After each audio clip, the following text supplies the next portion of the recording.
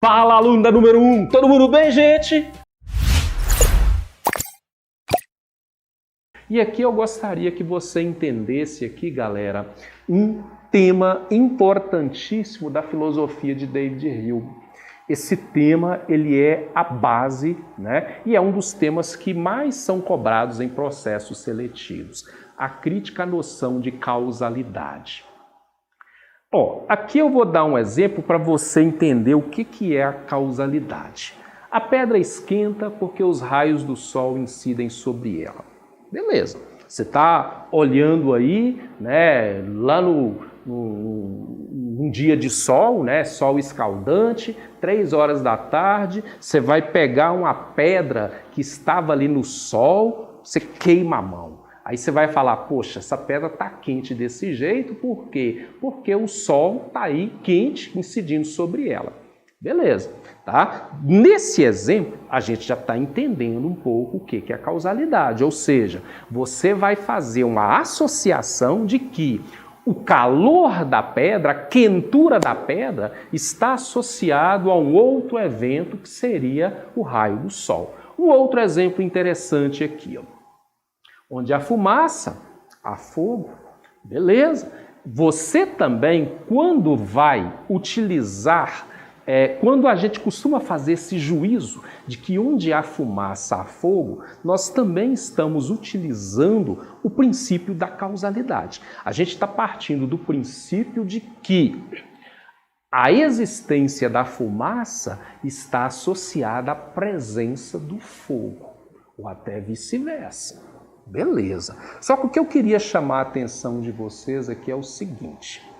Para Hume, a ciência, ela está apoiada justamente nesse princípio aqui da causalidade. O que o cientista faz?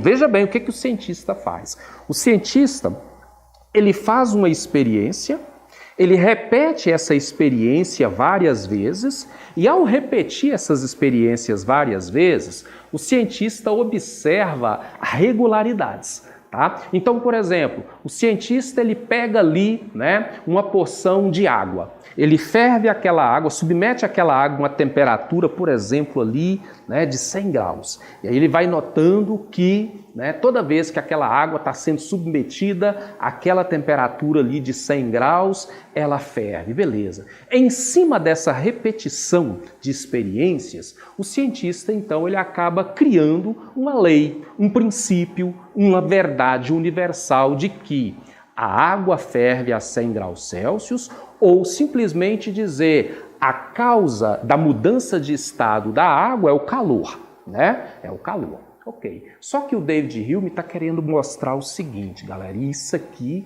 é algo extremamente interessante. Ele está querendo mostrar que as relações de causa e efeito que percebemos na natureza, elas não são, na verdade, coisas da natureza. Essas relações de causa e efeito são, na verdade, hábitos que nós criamos e que nós queremos impô-los sobre a natureza. Então, em outras palavras, vamos pegar esse exemplo aqui, tá? Onde há fumaça, há fogo. Onde há fumaça, há fogo. Beleza, aqui é o exemplo interessante. O que acontece? Por diversas vezes, nós vimos algum tipo de objeto, por exemplo, mato, né, seco, capim seco, sei lá, sendo queimado, e percebemos que quando o fogo está queimando aquele capim seco, a fumaça vai surgir como, né, consequência. De tanto percebermos esse tipo de situação, ou seja, você percebe a presença do fogo e a fumaça saindo ali daquele ambiente, a gente começa a fazer associação. Qual associação que você vai fazer? Bom, quando há o fogo, a fumaça vai surgir como consequência. Só que o que o David Hume está querendo dizer aqui é o seguinte, galera, esse tipo de relação de causa e efeito, essa relação causal, ela é, no fundo, determinada por um hábito que nós criamos, de tanto ver um fenômeno sendo associado ao outro, nós criamos o hábito de associar esses dois fenômenos entre si. Agora, você tem que tomar o cuidado. Nem sempre, aonde há fumaça, há fogo.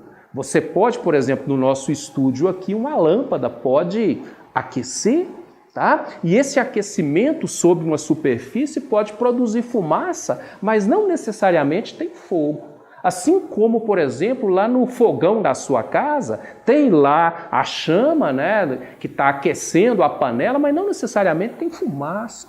Entendeu? O que eu estou chamando a atenção aqui de vocês é o seguinte: essa relação causal que nós supostamente vemos na natureza é algo que nós mesmos, como sujeitos do conhecimento, estabelecemos sobre a natureza. É uma ordem que nós criamos para entender os fenômenos da própria natureza. Presta atenção, não que essa ordem seja da natureza em si. Somos nós que impomos essa ordem na natureza sob a forma daquilo que o Hume chama de hábito. Então nós criamos o hábito de associar fumaça com fogo.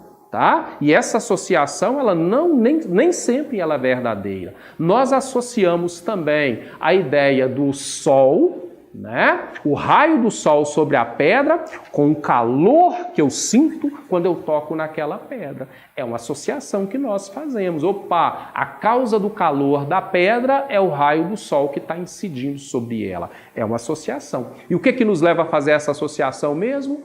O hábito.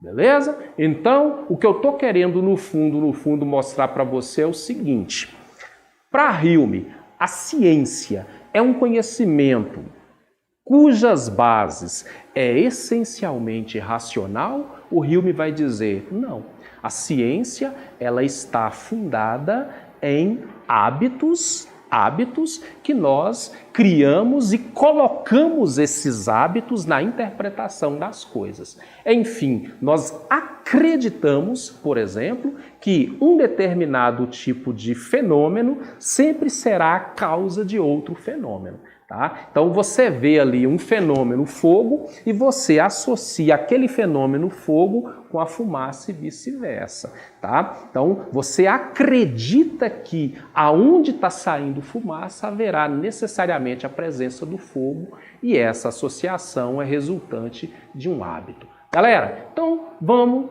resolver aqui uma questão interessante. Antes da gente resolver a questão, vamos só colocar aqui uma coisa importante em Hume.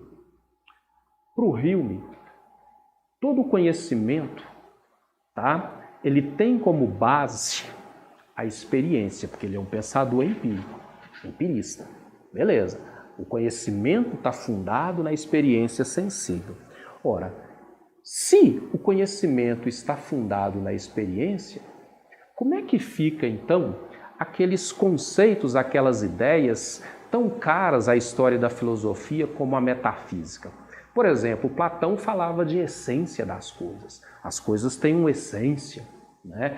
O Aristóteles falava, olha, existe um princípio a partir do qual tudo passou a existir, por exemplo, existe um motor inicial que deu origem a todas as coisas, por exemplo, Deus. Dentro do pensamento de Hume, seria absolutamente impossível a gente lidar com esses conceitos. Tá? Por quê? Porque esses conceitos, eles escapam do âmbito da experiência sensível.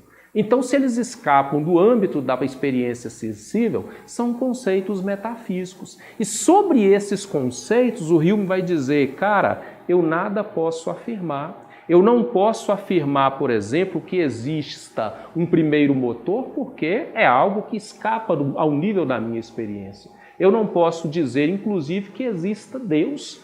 Tá? Como é que eu vou afirmar a existência de Deus uma vez que essa ideia ela é algo que escapa ao nível da minha experiência? E mais, como é que eu posso ter a ideia de Deus? Eu nunca vi Deus, eu não experimentei Deus, logo Deus seria um conceito metafísico e insuficiente de ser abarcado pela minha capacidade racional. Tá? Então olha aí, ó. A ideia de causalidade, que a gente tinha comentado, só para a gente revisar, não é possível afirmar uma causa primeira que originou a tudo e mantém e ordena o universo. Por que eu não posso afirmar? Porque essa causa primeira, ela escapa do meu nível de conhecimento. Por exemplo, a ideia de que Deus seria a causa de todas as coisas. Eu não posso afirmar isso. Tá? Assim também, não é possível afirmar a existência de algo perfeito. Eu não faço a experiência da perfeição. Tudo que eu vejo é imperfeito. E o meu conhecimento se resume nisso. Por o meu conhecimento se resumir naquilo que eu posso experimentar, logo não existe uma metafísica. A impossibilidade de metafísica é algo recorrente no pensamento de Hume. Galera, tranquilo?